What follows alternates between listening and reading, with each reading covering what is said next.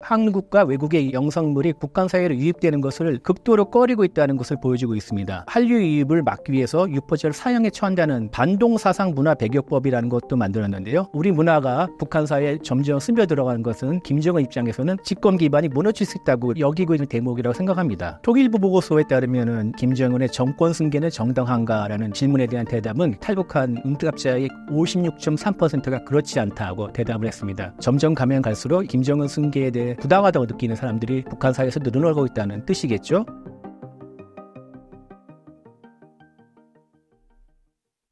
저는 중앙일보에서 국방부를 취재하고 있는 국방선임 기자와 그리고 군사안보연구소 소장을 맡고 있는 이철재입니다. 반갑습니다. 기자님, 요즘 북한 주민들의 상황은 어떤가요?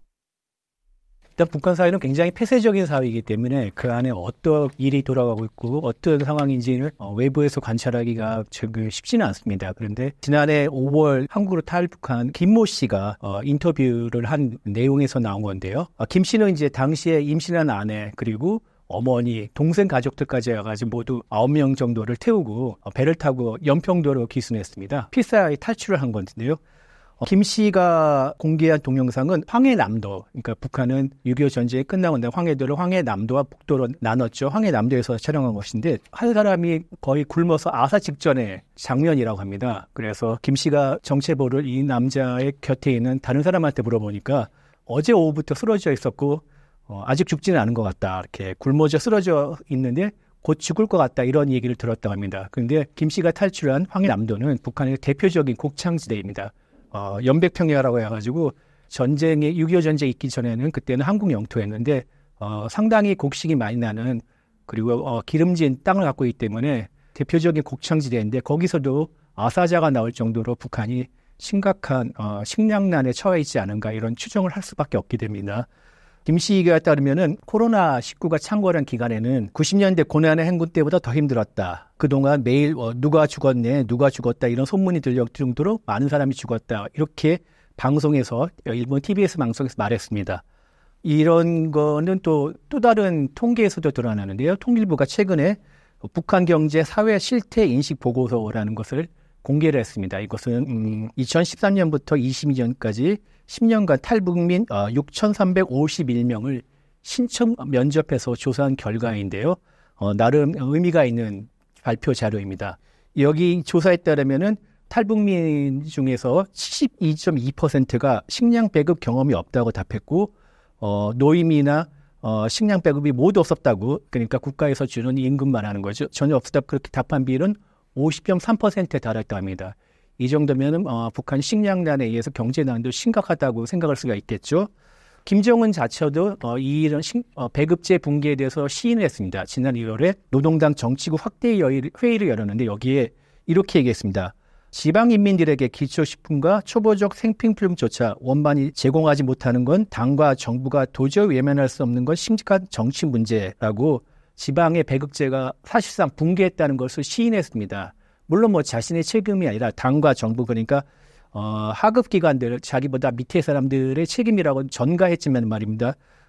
정말 심각한 상황이라고 할 수밖에 없습니다. 더 심각한 거는 병원 진료인데 북한은 일정 지역을 의사 한 명에 맡겨가지고 하는 의사 담당 구역제라는 것을 하고 있습니다. 일정 구역의 주민들의 건강을 책임지는데 이 의사 담당 구역제를 모르고 있다는 비율도 아까 통일부처에서 70.6%가 됐고요. 병원 진료 경험이 아예 없다는 비율도 39.6%에 달했습니다. 보통 사회주의 국가 하면은 무상의료제로 해서 체제 선전에 활용하고 있는데 무상의료제마저 붕괴하고 있다는 것입니다. 경제난, 식량난, 그리고 무상의료제 붕괴, 배급제 붕괴. 이를 미뤄보면 북한 경제와 현재 상태가 정말 심각하다고 생각할 수밖에 없습니다. 북한에서도 외국 영상물을 시청하거나 주택매매가 성행하는 등 예전과 상황이 달라진 것 같은데 어떤가요? 이 사진을 보십시오. 이게 수백 명들의 사람들이 지켜보는 가운데 머리를 빡빡 민 두 명의 청소년들이 회색빛 제수복을 입고 이렇게 고개를 숙이고 있고 무대 정중앙에 서 있습니다. 이게 평양시 청년공원 야외극장에서 촬영한 것이라고 하는데요. 이 두 소년은 10대 청소년, 남자 청소년은 평양 산마 고급중학교 3학년 학생들이라고 합니다. 이들의 제목은 한국 드라마를 시청하고 유폐했다는 제목인데요. 수갑이 채워진 뒤 징역 12년형을 선고받고 바로 수용소로 끌려갔다고 합니다. 북한에서는 보통 미성년자 범죄를 저지를 경우는 한국에서처럼 이제 일반 교도소가 아니라 소년원에 해당하는 소년교량 단련대로 보내지는데요. 수용기간도 5년, 길어도 10년을 넘지 않는데 바로 그 일반 교도소로 가고 12년이라면 상당히 중죄를 저질렀다고 북한 당국이 판단한 것이겠죠.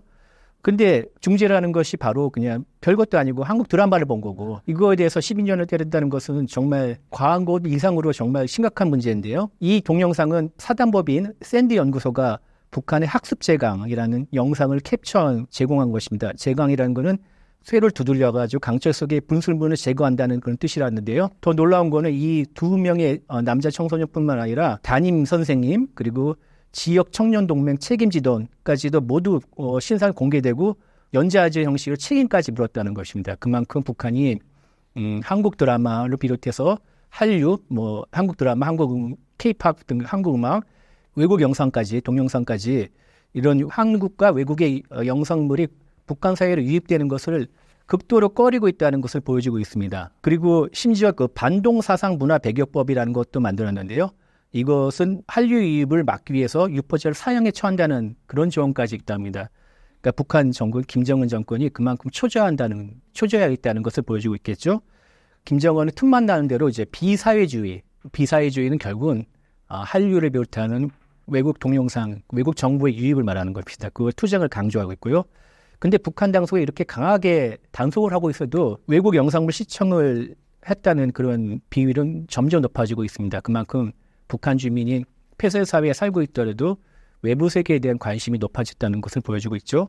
아까 말씀드렸던 통일부 보고서에 따르면은 탈북민의 67%가 북한에 있을 때 외국 영상물을 시청한 경험이 있다고 하는데 물론 그 대부분은 중국 것을 많이 봤답니다. 중국 영화 드라마가 71.8%인데 한국 드라마 영화의 시청 비율도 23.1%고요.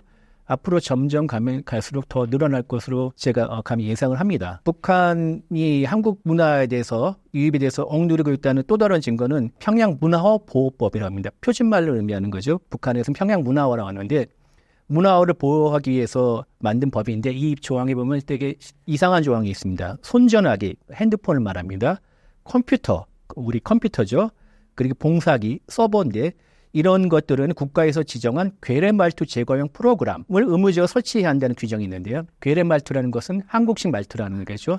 오빠, 자기야 이런 말투가 북한 사회에서 굉장히 퍼지고 있다는데 이를 북한 당국이 통제하려고 한다는 조처입니다. 그러니까 우리 문화가 북한 사회에 점점 스며들어가는 것은 북한 당국, 그러니까 김정은 입장에서는 그만큼 체제에 대한 결속력이 약해지고 집권 기반이 무너질 수 있다고 이렇게 여기고 있다는 대목이라고 생각합니다. 북한 사회가 이제 금이 가고 있다는 현상은 아까 여러 분야에서 말씀드렸는데 주택 거래에서도 드러나고 있습니다. 그러니까 북한은 이제 사회주의 국가이기 때문에 주택 매매나 거래는 불가능합니다. 할 수가 없는데 법망을 피해서 주택 거래가 아주 성행하고 있답니다. 그 통일부 보고서 또 인용을 하자면은 북한에 살 당시에 주택 양도 매매 경험이 있다는 응답의 총 합계는 탈북 시기별로 봐가지고 2010년 이전에 탈북한 분들은 10.7%에 불과했는데 2016년에서 20년 사이에 탈북하신 분들은 46.2%로 늘어났습니다. 북한도 한국의 역세권과 같은 그런 주택 입지가 가격에 큰 영향을 미치는 그런 역할을 하고 있다고요.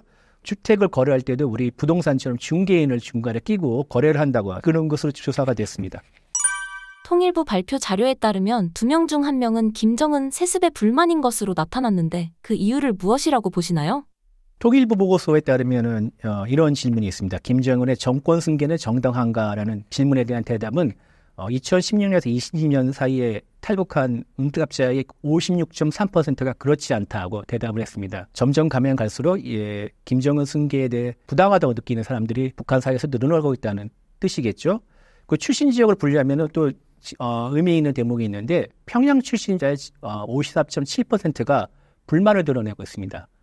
평양이라는 것은 북한에서 단순한 수도고 행정, 경제, 문화의 중심지가 아니라 특권층, 평양에 산다는 것 자체가 특권이라 여겨질 정도로 굉장히 많은 특혜를 베풀고 있고 그만큼 김정은에 대해서 충성을 가지는 주민들이 모여 사는 곳입니다. 거기에서 살고 있는 거기서 탈북한 사람들의 50% 이상이 절반 이상이 불만을 뿜고 있다는 그런 뜻이겠죠. 북한의 세습 체제를 이제 백두혈통의 세습이라고 하는데, 백두혈통의 영도 체제, 세습 체계에 대해서 부정적인 평가도 북한 사회에서 점점 증가하고 있다고 통일 보고서에서 드러나고 있는데요.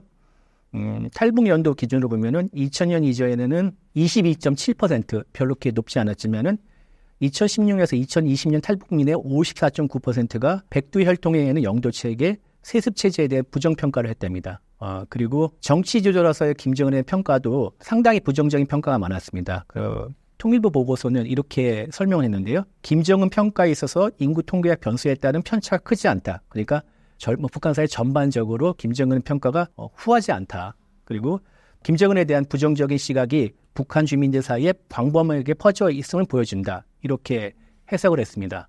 사회주의 국가라면은 기본적으로 주민들의 의식주를 국가가 챙겨줘야 되는데, 아까 설명을 드리지 않아 식량도 안 되죠, 경제는 안 돼 있죠, 주택거래도 해야 될 만큼 자기 각자 도생, 거의 뭐 그런 사회 실정이 되니까 김정은에 대한, 그리고 김정은 체제, 북한의 체제에 대해서 불만이 늘어날 수밖에 없고, 날이 가면 갈수록 북한 주민들이 국가로부터 버림을 받고 있지 않나, 이런 인식이 들 수밖에 없습니다. 네.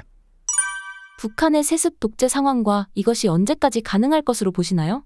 근대 세계 이후에 어쨌든 간에 군주제가 사라지고, 군주제가 남아있더라도 형식적으로 군주제고 거의 다 국민들이 갖고 있지 않습니까?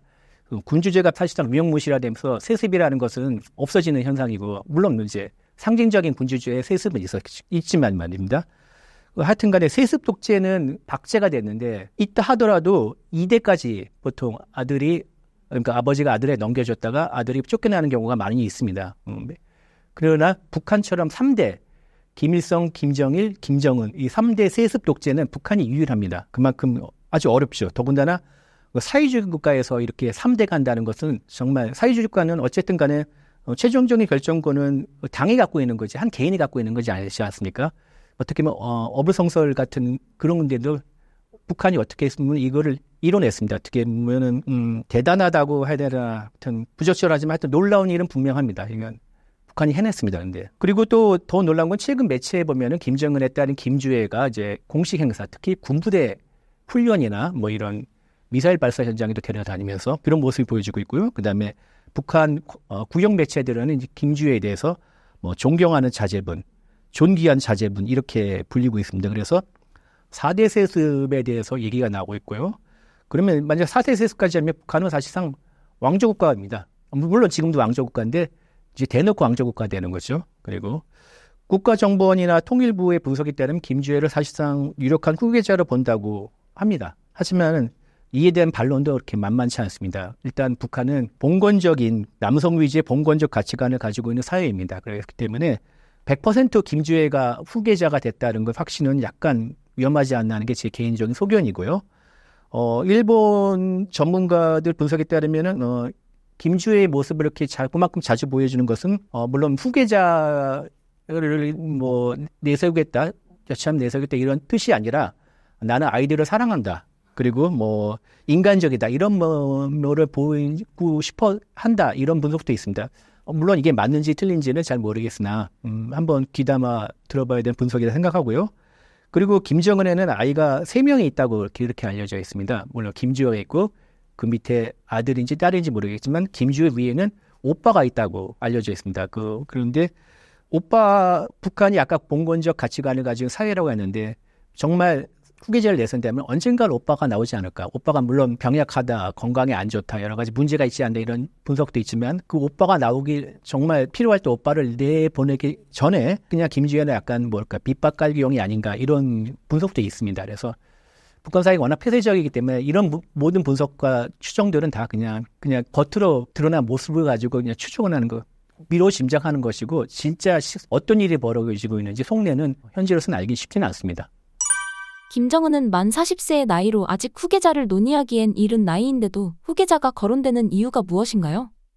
김정은의 생일이 1983년 1월 8일로 알려져 있습니다. 그러니까 이제 만 나이가 아니라 이제 그냥 나이죠. 나이가 40세가 좀 넘은 것입니다. 그리고 불혹이라고 하죠. 그리고 한창 활동한 연령대입니다. 그런데도 벌써부터 후계자를 거론하는 게 이르지 않다면서 왜 그럴까에 대해서 여러 가지 추정이 있습니다. 물론 아까 말씀드렸듯이 북한 사회를 잘 모르니까 추정이 여러 가지 이제 추정이 나올 수밖에 없죠. 가장 유력한 게 건강 문제입니다. 김정은은 지금 몸무게를 보면은 140kg가 넘는다는 추정이 있는데 한때 잠깐 뺐다 다시 또 늘렸습니다. 늘려가지고 그리고 대단한 골초입니다. 담배를 물고 다니죠. 병원뿐만 아니라 어린애들을 보살피는 육아원, 타가소에서 가서도 담배를 피우고 있고, 그 다음에 자신보다 한참 나이가 많은 당 간부나 고위 장성 앞에서 담배를 꺼리낌 없이 핍니다. 그리고 오죽하면 김정은 아내 이설주가 자기가 건강을 생각하는 담배를 끊으라고 했는데도 말을 안 된다고 그렇게 하소연할 정도였습니다. 게다가 또 아버지 김정일을 닮아서 지독한 애주가입니다. 거의 폭우문화가 있다고 그러죠. 담배도 많이 피고 술도 많이 피고 고도비만이죠. 140kg면은 고도비만이면은 건강에 안 좋은 것은 다 하고 있다고 하죠. 건강이 좋은 게 사실 이상하죠. 그래 나이 40 한참 활동적인 연령대인데 신경통, 신부정증, 당뇨병, 심장병 이런 것들을 다 앓고 있다는 추정도 나오고 있습니다. 거기다가 때만 되면 이렇게 공식 행사에서 보면은 얼굴이 부어 있거나 아니면은 다크서클이 칠하거나 아니면 이제 피부에 트러블이 있는 그런 모습도 보이고 있고요. 여러 가지 건강 징후도 보이고 있습니다. 그 김정은의 아버지인 김정일이 뇌경색을 2008년 뇌경색을 앓고 나서 바로 김정은을 소환해가지고 전면에 내세웠습니다. 김정은이 그 당시 2008년부터 잦은 현지 지도를 했고요. 현지 지도라는 것은 북한의 지도자가 지방의 구석구석에 다니면서 직접 찾아보고 지시를 내리는 걸 말하는 거죠. 그래서 이런 전례가 있기 때문에 김정은이 건강에 이상이 있으니까 김주애를 데리고 이렇게 현지 지도를 다니는 게 아닌가 이런 이제 자연스럽게 추정을 할 수 있게 분석을 할 수 있는 거죠. 하지만 김정은이 아주 위독하다거나 시한부로 선고받았던 정보는 없습니다. 가끔 가다 보면은 김정은 위독설에 나왔죠. 나올 때마다 주식이 철렁거리고 세계적으로 여러 가지 큰 반향을 일으켰지만은 계속 끄떡없이 건재하지 않습니까? 그래서 당장 김정은이 그러니까 2008년 김정일이 그랬듯이 얼마 못 살 것 같아서 그런 상황에 놓였기 때문에 김지혜를 데리고 후계자를 내세운다는 것은 아닌 것 같습니다. 다만 아주 만일의 경우에 대비해서 미리 후계자를 준비해야 되는 압박감에 시달리지 않았나 이렇게 볼 수밖에 없고요. 거듭 얘기하지만 북한은 폐쇄 사회이기 때문에 진짜 김주애가 후계자인지 그리고 김정은 후계자로 교육을 지금 받고 있는 건지 그리고 진짜 김정은이 건강에 안 좋아서 그런 건지는 김정은 본인과 아주 그 일부 극소수만 알고 있겠죠. 외부 세계에서는 그냥 추정만 할 뿐이고요. 기자님, 김정은 체제 붕괴 가능성에 대해선 어떻게 보시나요? 북한은 정말 끈질긴 생명력을 보여주고 있습니다. 6.25 이후에 남북한은 서로 체제 경쟁을 하면서 상대 체제를 무너뜨리려고 가진 방법을 다했지만은 결국 북한은 지금까지도 존재하고 있지 않습니까? 1990년대 북한이 정말 어려웠습니다. 동구권이 몰락하고 그다음에 홍수가 지고 난 다음에 식량난이 있으면서 고난의 행군이라고 해가지고 거의 수십만 명의 아사자가 나고 북한 체제가 한번 흔들렸는데도 그런데도 버텨냈습니다. 당시에 전 세계는 북한이 붕괴하는 건 시간 문제라고 봤습니다. 그래서 이런 얘기도 있습니다. 1차 북핵 위기가 나고서 1994년 제네바 합의가 이루어지고 미국이 주도하고 한국과 일본이 돈을 대서 경수로 원자로를 지워주기로 했습니다. 근데 그 당시에 한국과 미국, 일본 모두 북한의 원자력 발전소를 지워주는 건 문제가 없다고 생각했습니다. 어차피 북한 정권이 몇 년 안 지나고 하니까 저거는 우리 거가 될 것이지 그렇게 생각했기 때문입니다. 그러나 그 이후에도 94년이니까 지금 몇 년입니까? 30년이 더 북한 체제가 유지가 되고 있다는 거죠. 그래서 한 발로 늑대 인간을 죽이는 마법의 탄환, 은탄환이라고 있지 않습니까? 그런 것은 북한 체제에는 없습니다. 장기적으로 꾸준하게 끈질기게 어떤 방법을 해야 되는데 제가 보기엔 딱 두 가지 방법이 있습니다. 하나는 지금과 같은 대북 경제 제재, 물론 러시아가 유엔을 지금 흔들어가지고 대북 경제망이 약간의 공백이 있지만은 러시아, 중국 때문에 공백이 있긴 하지만 어쨌든 간에 그 경제 제재망을 더 옥죄고 강화해서 북한 체제를 더 고립화시키고 외부로 화해를 모색해만 생존할 수 있게끔 그런 상황으로 몰아넣는 방법이 있겠고요. 또 하나는 북한이 가장 두려워하는 한류나 외부의 정보를 북한 사회에 유입하는 것입니다. 이렇게 적극적으로 유입하게 되는 것이고요. 계속 지금까지 말씀드렸지만 북한의 경제나 식량난 이런 것들은 북한 사회를 기반을 흔들고 체제를 변화시킬 만큼 그런 동력은 없습니다. 그러나 북한 사회의 그 단단한 기반에 조금씩 잔금이 가고 있습니다. 이 잔금을 더 흔들어가지고 더 키워서 결국은 무너뜨리는 방법밖에 없는데 그 두 가지 방법이 아까 말씀드린 경제 제재와 그리고 외부 정보의 유입 두 개라고 말씀드릴 수 있겠습니다. 러시아, 우크라이나, 이란, 이스라엘 등 최근 글로벌 긴장감이 높아지는 상황에서 한반도 분위기는 어떤가요?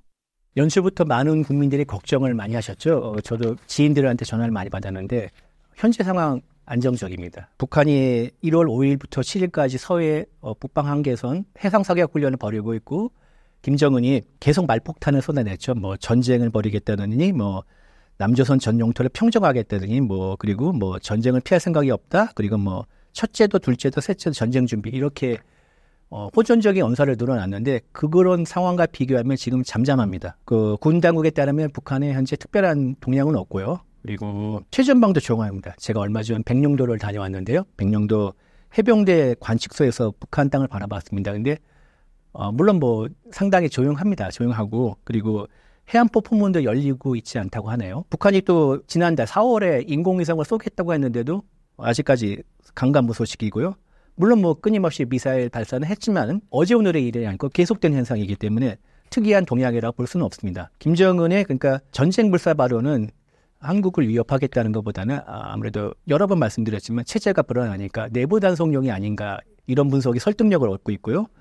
실제로 그 한국과 한판을 붙겠다는 게 아니라 경제도 안 좋고 배급제도 무너지고 그러니까 체제가 흔들릴 수도 있으니까 다시 한번 옥죄라 이런 의미로 북한 내부의 주민들에게 어디언스가 한국과 비롯한 전 세계가 아니라 북한 주민인 것이죠. 물론 뭐 이것 이렇게 한다고 해가지고 우리가 방심해서는 안 됩니다. 북한의 지금까지 대남 도발, 무력 도발 사를 살펴보면은 방심한 틈을 타서 뒤통수를 친 일이 너무 많이 있습니다. 그리고 특히 이제 문제가 되는 게 이제 서해에서 북한의 도발이 보면은 꽃게철과 맞물려 있는 경우가 많았습니다. 천 하나만 빼놓고 연평도 폭격도 그렇고요. 그래서 지금 또 꽃게철이 막 시작했습니다. 그렇기 때문에 서해 NL 선상에서 또 무력 도발을 벌일 수 있는 가능성은 항상 머릿속에 염두에 두고 계속 대비를 하는 것이 바람직하다고 생각합니다. 기자님, 한반도에 실제 전면전이 일어날 가능성도 있을까요? 북한은 한국을 공격했다고 서슴지 않고 말하고 있고 그리고 병력과 무기도 충분히 갖추고 있습니다. 충분한 것 이상은 아직 많이 갖추고 있죠. 그리고 끊임없이 남침 훈련을 하고 있으며 그다음에 한국을 상대로 틈만 하면 무력 도발을 벌이고 있습니다.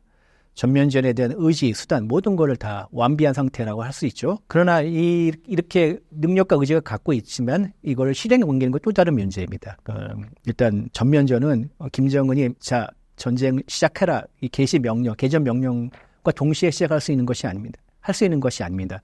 전쟁을 하면 최전선에다가 병력과 무기, 식량, 탄약 그리고 유류 같은 것을 각 최전선 가까운 데 둬야 되고 이런 과정에서 드러날 수밖에 없죠. 특히 한국과 미국은 촘촘한 감시망으로 정보 자산을 가지고 이를 감시하고 있기 때문에 북한이 물론 뭐 기만전과 속임수를 쓰겠지만은 이를 뚫고 하는 게 쉽지는 않을 것 같습니다. 그래서 북한은 가급적이면은 한미의 감시를 쓰기 위해서 휴전선부터 100km 이내에다가 전 병력의 70%를 배치하고 있지만은 그런다 하더라도 전면전을 벌이려면은 징후가 나타날 수밖에 없습니다. 그래서 한국과 미국은 매일 체크리스트를 만들어 가지고 그 체크리스트에 해당하면 이제 점검합니다. 그래서 그게 뭐 몇 개 이상 되면은 전쟁 가능성이 있다 이런 식으로 판단하는 것인데요.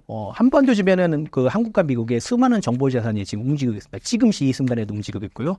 바닷속에서부터 우주에 이르기까지 다양한 자산이 있는데 제가 최근에 그 주한미군 사령관의 초청으로 그 CP-10라는 지하 벙커를 한번 다녀본 적이 있습니다. 거기 갔더니 주한미군 사령관이 이렇게 얘기했습니다. 한반도와 한반도 주변에 수중에서부터 우주에까지 모든 걸 지켜볼 수 있다고 이렇게 자랑을 했는데요. 2022년 SCM 행사 때 미국이 한국의 국방부 장관과 주요 당국자를 데리고 NGA라는 기관을 미국 공간정보국이라고 하죠. 거기를 데려갔는데 갔다 온 사람들 얘기를 하면 놀랐다고 합니다. 북한이 미사일 발사하는 그 순간의 모습까지 다 발사 준비하는 모습 그걸 다 위성으로부터 다 찍어놔가지고 정확한 위치 뭐 이런 것까지 보여줬다고 하는데요.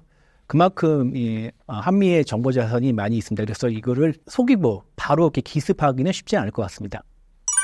전쟁 시 북한이 가장 먼저 타격할 곳은 어디인가요?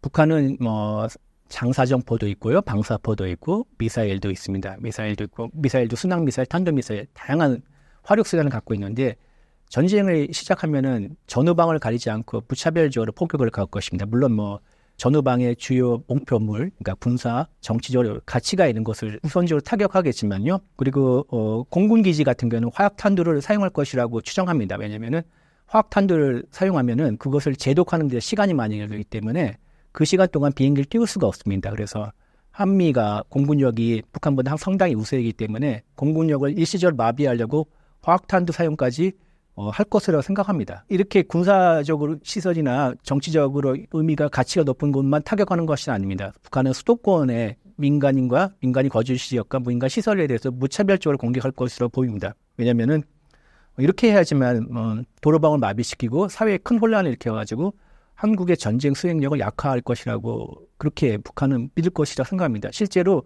2010년 연평도 포기역정 당시에 북한은 연평도에 오면은 남쪽에 주민들이 많이 거주하시는데요. 그곳을 상대로도 집중적으로 포격을 가했습니다. 그렇기 때문에 전쟁이 일어나면은 전후방 민간 군 시설 없이 모두 다 위험할 수 있다고 생각합니다.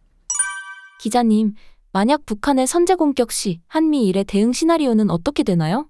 북한이 만약 제2의 6.25를 꿈꾸고 있다면은 그래서 다시 또 다른 전쟁을 한반도에 벌인다면 한미가 힘을 합해서 막아낼 것입니다. 그것이 바로 한미 상호방위조약, 즉 한미동맹의 가치이고요. 한국과 미국은 연합작전을 펼 것입니다. 연합작전이라는 건 두 나라가 함께하는 군사작전을 말하는 것인데요. 한미가 한반도에서 싸우는 동안 미국은 증원전력을 보낼 것입니다. 그 증원전력이라는 것은 미국의 본토와 각 해외에 있는 미군 기지에서 한반도를 보내는 병력과 장비를 말하는 것인데요. 육해공군 해병대를 포함해서 모두 한 60만 명 이상이라고 합니다. 60만 명 이상이고 함정은 160척 이상, 항공기는 2,500대 이상, 그리고 항공모함은 5척이 90일 이내에 한반도로 전개될 예정입니다. 그리고 미군뿐만 아닙니다. 유사시에 그러니까 유사시라면은 제2의 6.25 전쟁이라면은 또다시 6.25 전쟁처럼 한국의 병력과 장비를 보내겠다고 약속한 유엔 군사령부 회원국 17개국이 있습니다. 이들도 증원 전력을 보낼 것인데 그래서 제2의 6.25에서 일본의 역할이 중요하다고들 말을 합니다. 왜냐면은 일본은 그 보급과 정비 거점으로 역할을 하고요. 그다음에 일본에 또 유엔서 후방 기지가 있는데 아까 말씀드렸듯이 17개 회원국이 한국에 병력을 보낼 때 일본의 유엔서 후방 기지를 거쳐서 한반도로 들어오게 됩니다. 그래서 일본이 중요하다고들 얘기하는 것이고요. 북한 입장에서는 가급적 그 미국과 유엔사의 증원 전력이 오기 전에 한반도를 모두 다 점령하거나 아니면 유리한 방향으로 전쟁을 끝내려고 노력을 하겠죠. 그래서 단기 속결전을 원합니다. 사흘 내지 닷새 안에 전쟁을 끝내겠다 이런 뜻인데요. 그리고 자신의 속셈대로 사흘 내지 닷새 안에 전쟁을 못 끝낸다면은 어떻게든지 이 전선을 돌파하려고 핵탄두까지 사용할 것이라고 다들 예상을 하고 있습니다. 그렇게 되면 어떻게 우리가 막을 수 있냐? 한국은 삼축 체계라는 것을 가동해가지고 북한의 핵미사일을 대응하려고 합니다. 삼축 체계는 일종의 그 약간 선제 타격 개념인데 북한의 핵미사일을 발사하기 직전에 선제적으로 타격하는 킬체인이 있고요. 핵탄두를 탑재한 미사일이 한국 날아올 경우 중간에 요격하는 KMD 한국형 미사일 방어 체계가 있습니다. 그리고 한국과 북한이 이렇게 준동을 할 경우에 한국도 가만히 있을 수는 없죠. 우리가 보복을 한다는 개념이 있습니다.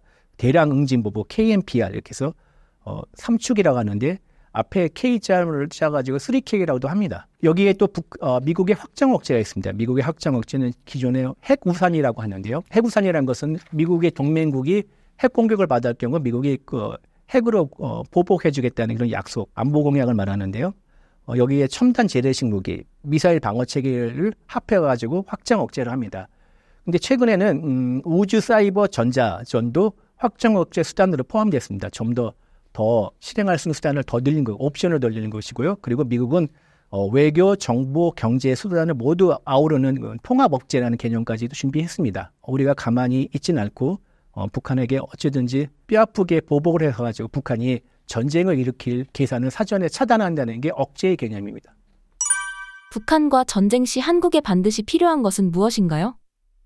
그 남북한 전력 비교를 해보면요. 한국이 수적으로는 많이 처지지만은 질적으로는 우세합니다. 그 전투기만 봐도 북한은 구닥다리 전투기인데요. 한국은 최신형 F-35의 스텔스 전투기를 갖고 있습니다. 북한은 그래서 이 같은 열세에 대해 잘 알고 있기 때문에 어떻게든지 만회를 하려고 핵미사일에 올인하는 것입니다. 전쟁이 일어난다면은 어쨌든 간에 한국이 이길 것이라고 저는 생각합니다. 왜냐면은 아까 말씀드렸듯이 우리의 재래식 전력도 뛰어나고 있고 그리고 미국의 도움도 있고 유엔사 회원국의 도움도 있고 국제사회에도 한국을 지지할 것입니다. 그렇기 때문에 어쨌든 한국이 이길 것인데 다만 변수는 얼마큼 피해를 입고 그렇게 승리를 하는가 거기에 달려 있습니다. 그 승리에 대한 대가를 말하는 거죠. 기회비용. 피로스의 승리라는 그런 고사가 있는데요. 쉽게 풀어서 참 상처뿐인 영광. 그러니까 이겨도 이긴 것 같지 않은 그렇게 큰 피해를 입었기 때문에 이길 것 같지 않은 승리를 이렇게 너무 기뻐할 수 없는 그런 상황을 말하는 것인데 제2의 6.25에서 우리가 승리했다고 해도 그것이 피로스의 승리가 되면은 정말 안 되겠죠. 그래서 피로스의 승리로 귀착하지 않으려면 우리가 대비 태세를 더 단단하게 갖추고 더 신경을 써야겠죠. 그리고 아무리 우리가 더 질적으로 우세한데도 방심하면은 큰 코 다칠 수 있습니다. 그러니까 가급적인 더 빨리 북한의 이상 동력을 탐지하고 거기에 대비를 빨리 하는 그런 태세를 잘 갖추는 것이 필요하다고 생각합니다. 기자님, 그렇다면 통일 가능성은 어떻게 보시나요?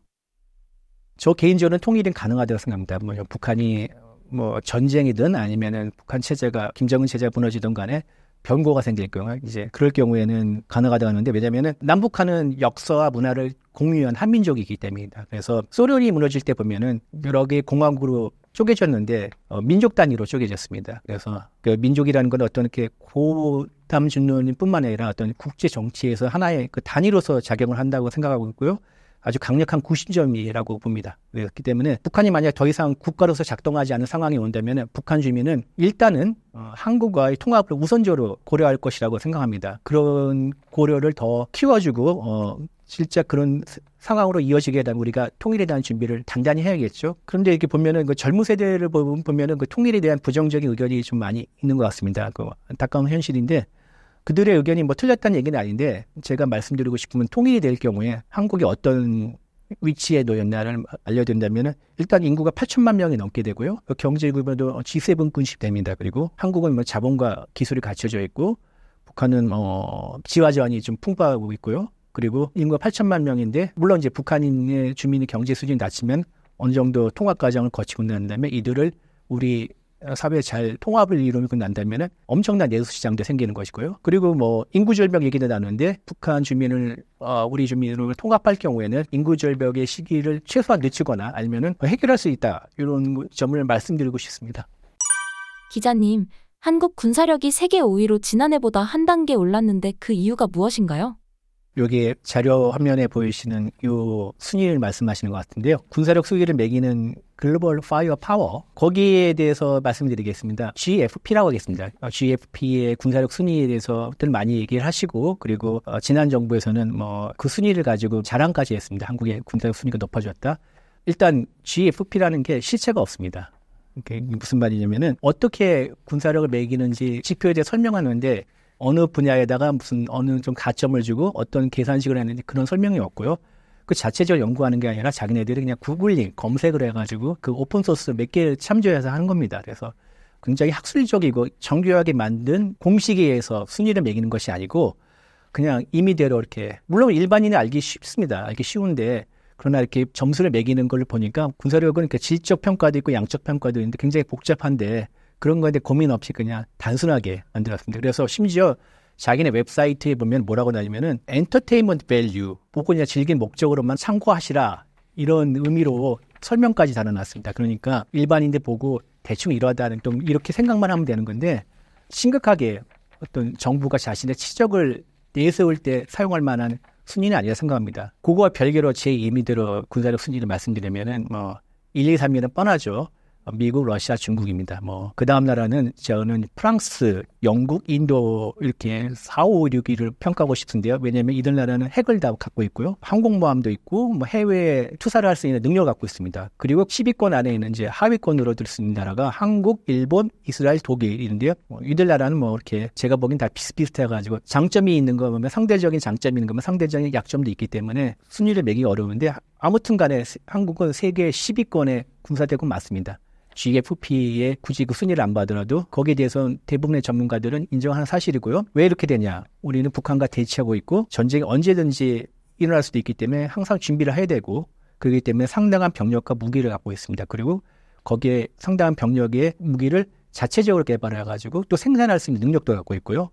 나름대로 한국이 또 세계 10위권 안에 경제력도 갖고 있기 때문에 최신 무기로 가급적 좋은 무기로 무장할 수 있는 여력도 있고요. 그렇기 때문에 한국은 세계 10위권 안에 있는 군사대국이다. 이렇게 말씀드릴 수가 있습니다. 반대로 북한 군사력은 지난해보다 하락한 이유가 무엇인가요? GFP의 자료에 따르면은 작년보다 2계단 떨어진 36이라고 하는데 뭐 이런 GFP의 자료를 인용하지 않더라도 북한의 군사력이 약해졌다는 것은 그만큼 북한의 무기가 낡았고 그리고 경제난 때문에 훈련이 적다는 뜻입니다. 경제난 때문에 새로운 무기를 사올 여력도 없고요. 그리고 기름이 부족해가지고 전투기나 전차를 가동하기도 어렵습니다. 그렇기 때문에 군사력이 약해진 건 당연하겠고요. 또 다른 면이 있으면은 뭐냐면 북한은 핵과 미사일, 북한의 경제 규모는 한국에 뭐 비할 바는 아니지만 그 적은 얼마 안 되는 파이를 거의 몰빵, 올인하는 것은 핵과 미사일입니다. 그렇기 때문에 전투기와 전차와 같은 재래식 전력에는 투자를 할 여력이 신경을 쓸 수가 없습니다. 그래서 나름대로 이제 북한은 2017년에 핵무력을 완성했다고 김정은이 자랑스럽게 선언했죠. 그리고 난 다음에 재래식 전략 투자를 하고 있는데 이게 돈도 많이 걸리고 시간도 많이 걸리는 과정입니다. 그렇기 때문에 당장 그 효과를 보기 어렵고요. 첨단 무기를 만들려면 기술이 필요한데 북한은 그만큼 기술력이 있나? 그것도 좀 의문이 들고 첨단 무기 생산에서 가장 필수적인 부품이 반도체인데 북한이 그 반도체를 어디서 구할 수 있을까요? 물론 뭐 암시장을 통해서 한국 등 서방의 거는 가져올 수 있겠지만 그것도 한계가 있기 때문에 군사력이 시간이 가면 갈수록 더 좋아질 수는 없고 약해지면 약해져 좋아질 수는 없다는 게 북한 군사력의 현실인 것 같습니다. 만약 전쟁이 발발한다면 우리나라는 북한에 대적할 만한 무기를 보유하고 있나요? 우리나라는 북한을 상대할 수 있는 전력을 아주 잘 갖추고 있는 편인데요. 뭐 전투기, 전투함, 함정 뭐 이런 거 보면은 다 성능면에서 북한을 압도하고 있습니다. 그래서 뭐 숫자는 적지만은 1, 2세대, 2, 3세대를 더 뛰어넘고 있고요. 북한의 탄도미사일을 뭐 여러 종류를 개발하고 있고 핵을 탑재할 수 있는 뭐 대륙간 탄도미사일을 개발하고 있지만은 한국의 탄도미사일 전력도 만만치 않습니다. 그 높은 고도로 올라와가지고 땅을 향해 내리꽂으면서 그것도 탄도 무게가 수톤에 달하면은 그 운동 에너지가 대단한데 그런 힘으로 북한의 지하 시설을 뭐 파괴할 수 있는 고위력 탄도미사일 현무4, 현무5라고도 하는데 이런 것이 대표적이고요. 그리고 우리가 북한의 미사일을 쏠 경우에 중간에 요격할 수 있는 천궁, 장거리 방공체계인 LSM 이런 것도 굉장히 북한이 두려워할 만한 무기인데요. 그러나 이제 이 모든 무기 중에서 북한이 가장 두려워하는 무기가 있습니다. 뭐냐면은 북한이 국영 매체에서 틈만 나면 헐뜯는 무기가 북한이 그만큼 가장 두려워하고 신경 쓴다는 뜻이겠죠.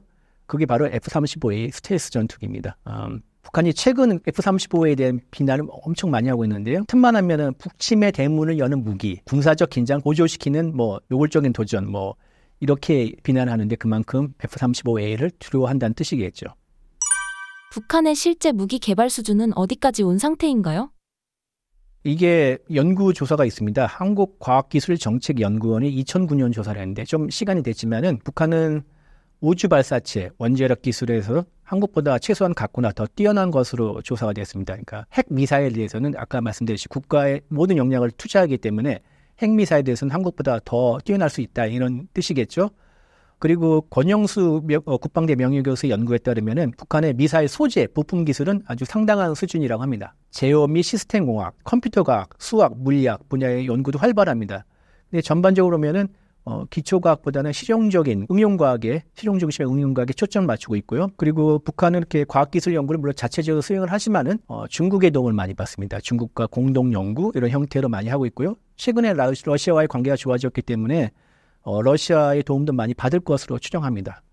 그렇다고 하더라도 전반적으로 그 경제나 여러 번 말씀드리는데 연구를 하려면 돈이 필요하고 장비가 필요하고 인력이 필요하는데 거기에 들 수 있는 경제적인 수단 지원이 적기 때문에 수용하는 게 어렵지 않을까 이렇게 추정을 할 수밖에 없습니다. 그래서 아까 말씀드렸듯이 자원이 제한됐기 때문에 핵과 미사일 같은 특정 분야에 집중적으로 투자를 한다든지 그러면은 전반적으로는 한국보다는 기술력이 떨어질 수밖에 없겠죠. 그래서 대부분의 분야에서 한 20년 이상의 격차가 있다는 그런 분석도 있습니다. 그거 별개로 북한 무기 수준에서 말씀드리면 이번에 우크라이나 전쟁 때 북한이 러시아의 포탄을 비롯해 미사일 포탄을 많이 지원했죠. 거기에 대한 평가가 되게 안 좋습니다. 보도에 따르면 152mm 포탄을 지원해줬는데 품질 불량으로 러시아군에서 불만이 많구나.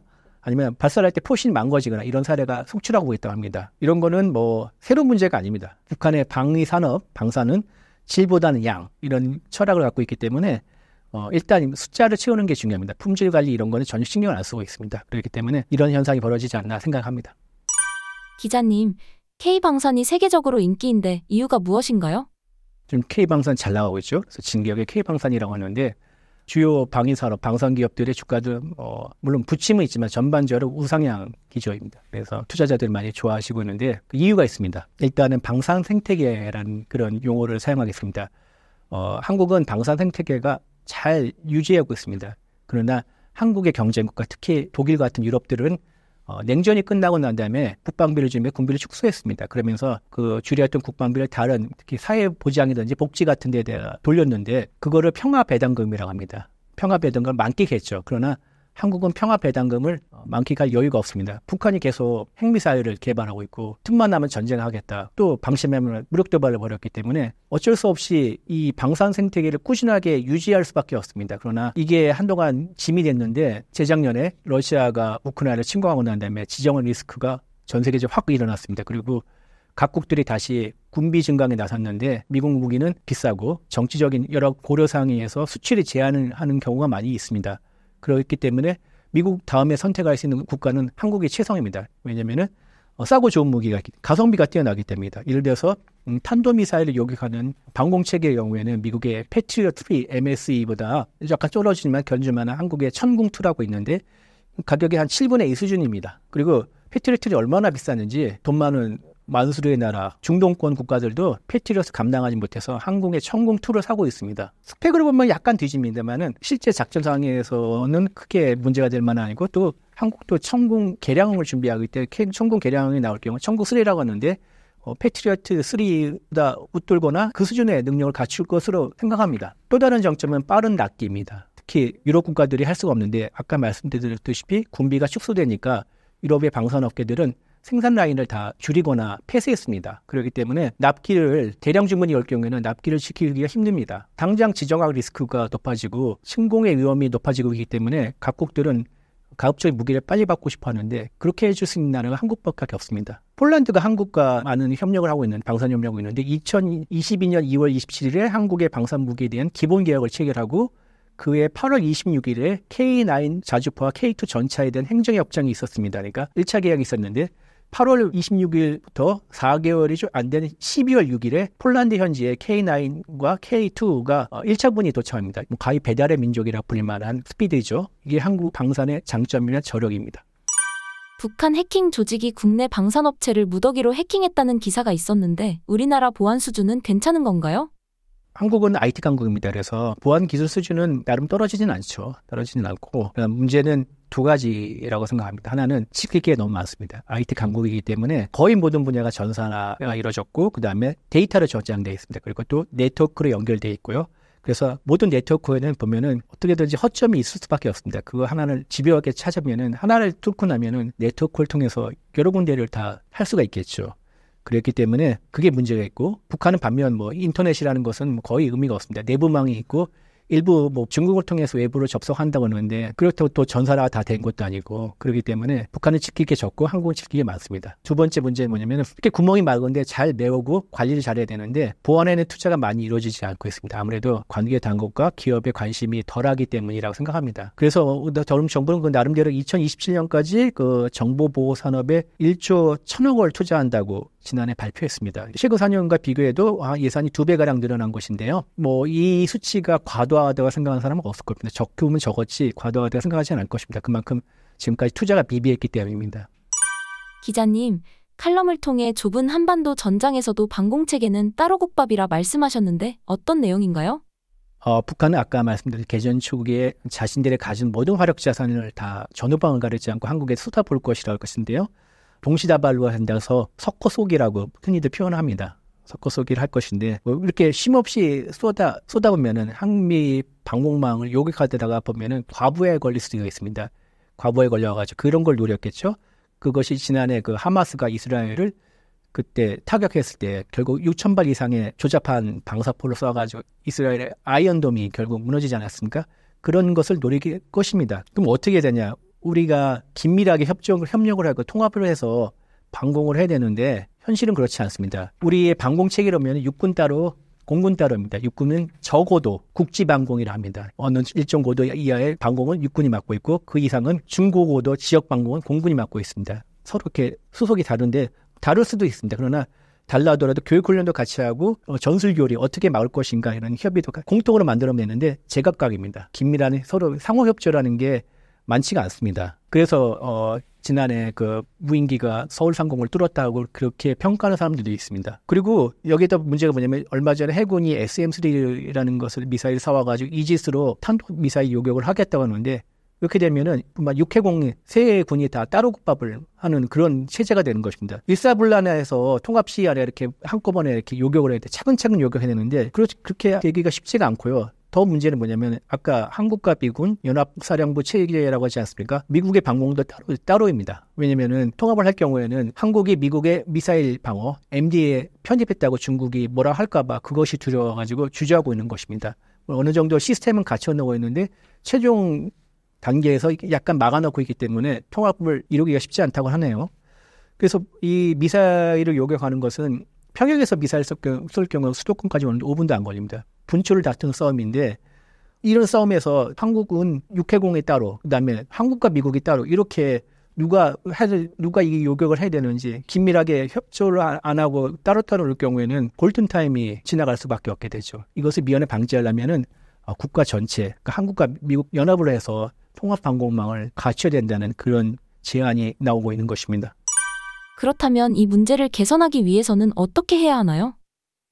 한국군이 주도해서 그다음에 한미의 모든 방공 미사일 요격망을 통합해가지고 지휘할 수 있는 그런 연합방공사령부를 만들어야 된다는 이런 주장을 이건 제가 한 것이 아니라 그 권명국 전 방공포병사령관이 늘 말씀하셨는데 저도 거기에 동감합니다. 일단 우리가 살고 봐야지 중국의 눈치를 볼 필요가 뭐 있겠습니까?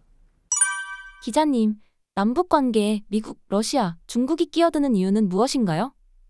전통적으로 한반도는 미국, 중국, 러시아의 관심사항이고 늘 이들 세 나라가 예의주시하고 있는 지역입니다. 그과 이익과 상관이 있기 때문에 특히 이제 중국이랑 러시아는 한반도와 접해 있죠. 중국은 특히 보면 이제 그 세력권을 나타내는 도련선이라는 것을 그어놨는데 지도에다 자기들 임의로 그어놨습니다. 거기 보면 한반도가 제1도련선에 속해 있습니다. 우리 세력권을 확실하게 다져놔야 된다는 건데 2, 3도련선도 있습니다. 그러니까 일단 제1도련선부터 다져놔야겠죠.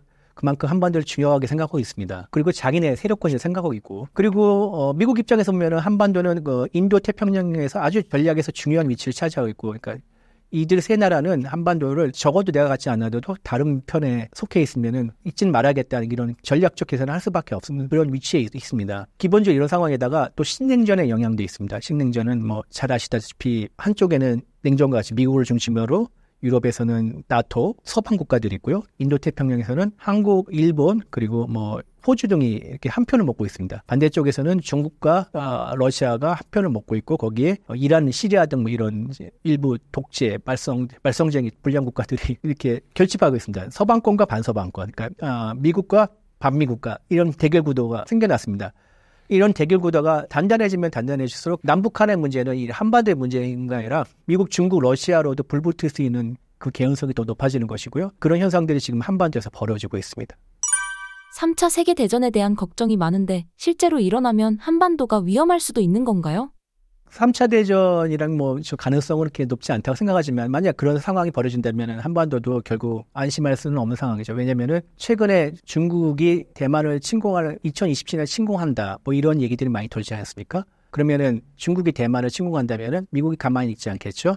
미국은 대만의 동맹국은 아니지만은 상당한 이익을 갖고 있고 대만이 중국을 넘어갈 경우에는 미국의 이익이 상당히 저해되기 때문에 이를 좌시하지 않을 것이고 미국이 나서면 일본도 도울 것이죠. 그러면은 소위 말하면 대만 사태가 일어날 경우는 한국은 그냥 팔짱 끼고 구경만 할 수 있는 상황은 아닙니다. 왜냐면은 한국에는 주한미군이 있습니다. 28,500명이 있는데요. 이 주한미군은 어떻게 직간접적으로 대만 사태에 개입할 수밖에 없습니다.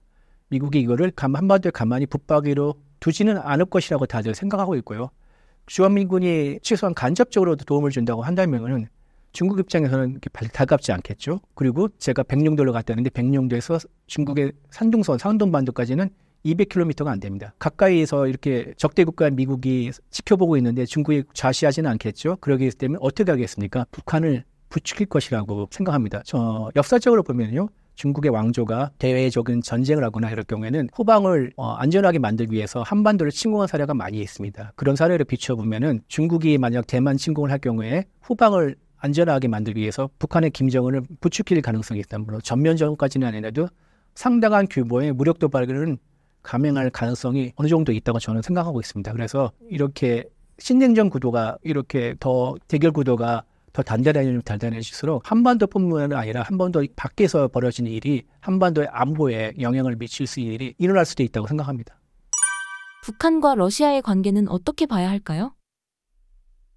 지금 보면은 북한과 러시아 관계 더할 나위 없이 좋다고 그렇게 생각할 수밖에 없습니다. 김정은과 푸틴은 정상회담을 했고요. 북한은 러시아에다가 무기를 보내주고 있고 그 대가로 기술을 비롯해서 식량과 원유까지도 받아오지 않나 이렇게 추정을 하고 있습니다. 그래서 북한에서 러시아에 보내는 컨테이너가 6,700개 정도 되는데 그렇게 추정했는데 그게 러시아에서 북한 빈 것으로 돌아오지는 않겠죠. 뭔가 채워서 오지 않을까 다들 이렇게 생각하고 있는데 북한과 러시아의 이 협력 관계가 과연 이제 앞으로도 그 후로 오랫동안 행복하게 끝날 것이냐 저기는 거기에서 의문을 더 표시하고 싶은데요. 일단은 이거는 일시적인 관계 증진이지 어떤 영속적인 관계는 아닐 것이라고 봅니다. 그 이유는 뭐냐면은 북한과 러시아에는 최고 지도자에게 권력이 집중된 권위주의 체제, 독재 체제라는 공통점이 있고요. 둘 다 미국을 싫어한다. 반미. 이 두 가지 공통점이 있지만 이것 말고는 없습니다. 북한과 러시아 두 나라가 가치를 공유하다든지 어떤 경제적으로 긴밀하게 연결되든지 이런 것도 없습니다. 그냥 서로의 필요에 의해서 만나는 일시적으로 손잡은 사이지 지속적으로 발전할 수 있는 여지는 많지가 않다고 생각합니다. 만약 우크라이나의 전쟁이 끝난 다음에 러시아가 계속 북한과 손을 잡고 있을 거라고 생각하십니까? 저는 아닐 것 같습니다. 왜냐면은 전쟁으로 경제가 다 망가졌는데 이거를 다시 되살리려면은 미국과 유럽과 손을 잡아야 되겠고 한국과 일본과도 손을 잡아야겠죠. 그러면은 북한과는 자연스럽게 멀어질 수밖에 없겠고요. 그렇기 때문에 일시적인 관계이지 계속 지금처럼 긴밀한 관계를 이어갈 거라고 생각은 안 합니다. 현재 미국 없이 우리나라가 북한을 상대하는 것은 불가능한가요? 말씀드렸지만 한국은 재래식 전력에서 북한을 앞서고 있습니다. 그건 사실이고 근데 핵이 없습니다. 이 때문에 북한이 핵을 안 쏜다면은 한국이 어찌했든 또 다른 전쟁이 일어날 경우는 이길 가능성이 높겠지만은 그런 장담을 했었기 때문에 그렇다면 우리가 핵을 자체적으로 만들면 되지 않나? 그럴 수도 있습니다. 그러나 현재 국제 체제에서 그 상황이 쉽지는 않습니다. 여러 가지 우리가 모든 무역 관계를 다 끊고 굶어 죽는 한이더라도 우리가 어떻게든 나라를 지켜야 됐다는 그런 굳은 결의만 있다면 핵무장을 할 수 있습니다. 능력도 있고 자본도 있습니다. 기술력도 있고 경제력도 있기 때문에 충분히 핵무장을 할 수 있지만은 그게 그렇게 아니면 도식으로 나갈 그런 만한 상황이 아니기 때문에 그리고 또 현재 미국이 한미동맹에 따라서 확장 억제를 제공하기 때문에 핵을 가질 필요성을 절실하게 느끼지 않고 있는 상황입니다. 그래서 다시 정리를 하자면 미국이 없어도 이길 수 있습니다. 그런데 핵이라는 변수가 있기 때문에 미국의 도움이 필요하고 또 미국이 만약 지금처럼 계속 도와준다면은 아까 피로스의 승리 말씀을 드렸는데 전쟁이 일어나는 피로스의 승리가 아니라 훨씬 우리에게 유리한 방향으로 더 적은 피해를 할 수 있고 미국의 자산이나 정보 자산이라는 게 어마어마합니다. 어마어마하기 때문에 그런 거에 도움이 있으면은 훨씬 더 좋은 거죠. 없어도 어찌어찌는 되겠지만은 있으면 훨씬 좋다. 쉽게 말씀드리면 이런 상황입니다. 현재 한미 관계는 어떤 상태인가요? 한미 관계는 이렇게 보면은 부침이 있었습니다. 여러 가지 그러니까 정부가 바뀌면서 여러 가지 사안이 이슈가 있을 때마다 의견은 달리한 경우도 있고 갈등까지는 아니었는데 목소리가 좀 달리 나오거나 약간 커지는 이런 상태가 있는데 전반적으로 보면은 긴밀했습니다. 그러나 트럼프라는 되게 좀 특이점이 미국 정치에서 와서 지난 트럼프 정부에서 여러 가지 이슈가 많았고 문제도 많았는데 전반적인 큰 틀에 보면은 트럼프의 그 강력한 워딩에 비해서는 한미 관계가 그렇게 훼손되지는 않았습니다. 않았고 그리고 이게 보면은 광인 전략이라고 했죠. 상대를 압박해서 코너로 몰아넣어가지고 최대의 이익을 거둔다는 그런 측면도 있기 때문에 굳이 트럼프가 됐다고 해서 물론 어렵기는 하겠지만은 이 전반적인 틀을 깰 수 있을까?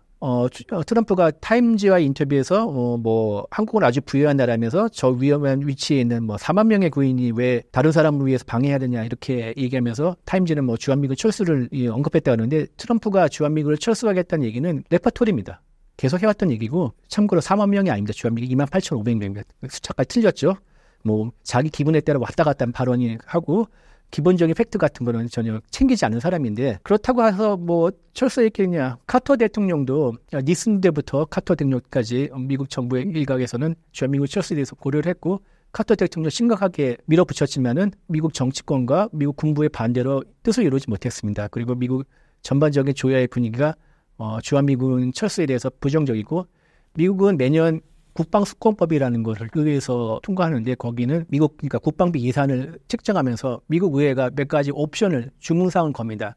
그 매년 빠지지 않는 게 주한미군 28,500명을 보장하라. 미 의회가 주문하는 사항이 항상 들어 있습니다. 그리고 주한미군 철수를 미 의회가 공화당, 민주당 할 거 없이 항상 동일하게 이렇게 공통적으로 내세우는 게 그건데 전반적인 분위기를 거슬러면서 트럼프가 결행할 것 같지는 않고요. 방위비 분담 협상이라든지 아니면 그 한미 무역에서의 여러 가지 이슈에서 선점하기 위해서 협상을 유리한 방향을 끌고 나가기 위해서 트럼프가 이런 언행을 계속 해왔고 앞으로도 그럴 것이고 그러나 이것을 행동으로 옮기는 것은 또 별개의 문제입니다.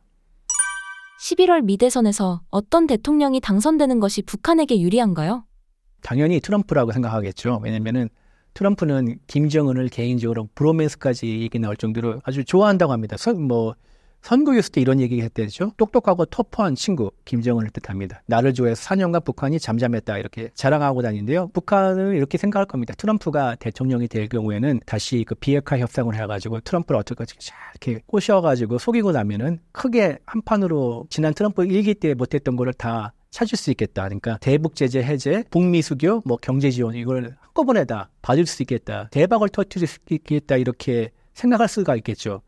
그러나 이거는 제가 보기엔 북한의 오산일 것 같습니다. 아까 트럼프가 주한미군 철수를 얘기했지만 당장 실행에 옮기기 쉽지 않은 것처럼 북한과의 비핵화 또 다른 비핵화 협상에서 북한이 유리하게 다 단판 승부로 끝날 것 같지는 않습니다. 앨리슨 쿠커라고 해서 트럼프 정부 시절에 그 미 백악관 국가안보회의 선임보좌관이 있었습니다. 그 선임보좌관이 중앙일보 인터뷰에서 이렇게 얘기했습니다. 트럼프가 북한과 협상을 어떻게 진행하는지 알 수는 없겠지만은 북한과 다시 협상하게 된다면은 상호적인 행동이 이루어진다. 그러니까 뭔가 가시적인 결과물이 있어야 된다고 강조했습니다. 이 앨리슨 후커는 트럼프 2기가 되면은 아주 외교 안보의 핵심을 맡을 것이라고 예상하는 인물인데요. 단순하게 트럼프가 김정은을 개인적으로 좋아해가지고 그 협상에서 모든 걸 양보해 주냐? 그럴 것 같지는 않습니다. 그런 것 같지는 않고 트럼프 2기 행정부라 하더라도 북한이 가시적인 성과물을 비핵화해서 어느 정도 성이 진전되고 성의를 보여주지 않는 이상은 양보해 줄 수 없다. 그러니까 이렇게 입장이 확고한 것이라고 볼 수밖에 없습니다. 그러나 비핵화 협상 말고도 주한미군 아까 철수까지는 아닌데 트럼프가 대통령이 되면은 한국과 유리한 협상을 맺기 위해서 주한미군을 숫자를 줄일 수는 있을 것 같습니다. 왜냐면은 기본적인 편지는 그대로 놨더라도 해외에 무슨 일이 있다 해가지고 병력을 빼서 다른 데 보내는 이런 거를 할 수도 있고 한미연합훈련을 지난 1기 때처럼 축소 아니면 폐지, 아예 전면 폐지까지 할 가능성은 있습니다. 철수까지는 아니더라도. 그렇게 되면은 어쨌든 간에 북한한테는 유리한 국민이 조성되고 북한한테는 바람직한 방향이 되겠죠. 그렇기 때문에 북한은 트럼프의 당선을 그 누구보다 원하겠죠. 기자님, 만약 트럼프가 미국 대통령으로 당선된다면 우리나라 방위산업 분위기에는 어떤 변화가 있을까요?